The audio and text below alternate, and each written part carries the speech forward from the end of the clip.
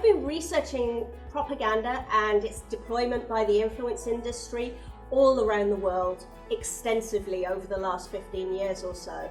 And I have an upcoming book coming out soon called Propaganda Machine, Inside Cambridge Analytica and the Digital Influence Industry. You'll find that the purpose of most propaganda is to persuade people to believe something, to do something, or to buy something. One of the things people often ask me about propaganda is, isn't it just the old art of the manipulation of years ago? Isn't this just the PR industry? Isn't this just Mad Men? Don't we just have exactly the same abuses of power that we've always had? What makes Cambridge Analytica so unique? Aren't they just abusing power the way politicians have always done? And, you know, there's been an influence industry for a long time. But what makes this different is, in the past, we didn't have the large-scale mass surveillance through social media that we have today, being, you know, pulled into a private industry that is expanding rapidly based off the back of all of our data.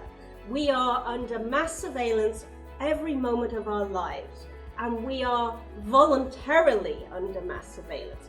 We are allowing these commercial enterprises to make huge amounts of money monetizing our entire social world.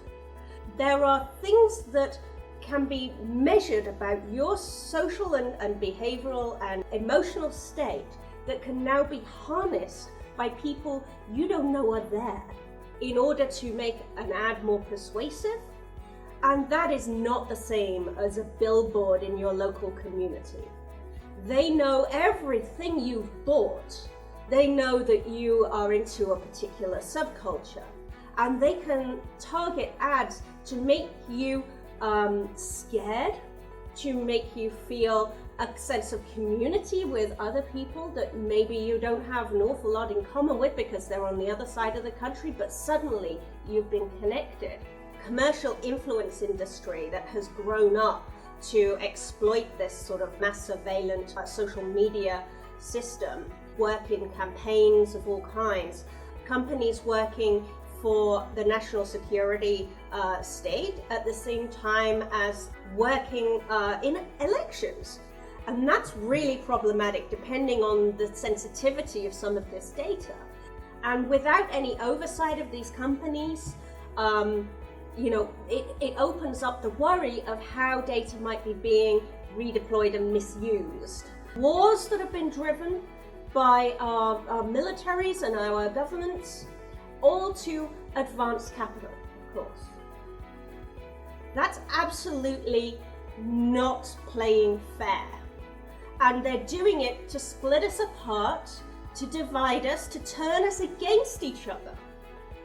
And we have to rise above this. We have to go to our legislators and demand change. We want transparency about algorithms. We want transparency of the ads and the influence industry that's driving them. We need to regulate that industry, like we did the financial services in the past, which was considered far too complicated to regulate. But you know what? We did it. There are ways of doing this, and we absolutely have to do it for the sake of our futures, because we're all in this together. I have an upcoming book coming out soon called Propaganda Machine, Inside Cambridge Analytica and the Digital Influence Industry. And if you want to find out more about all of these topics, you can check out TrustVote.org and TrustVote.TV. Thank you.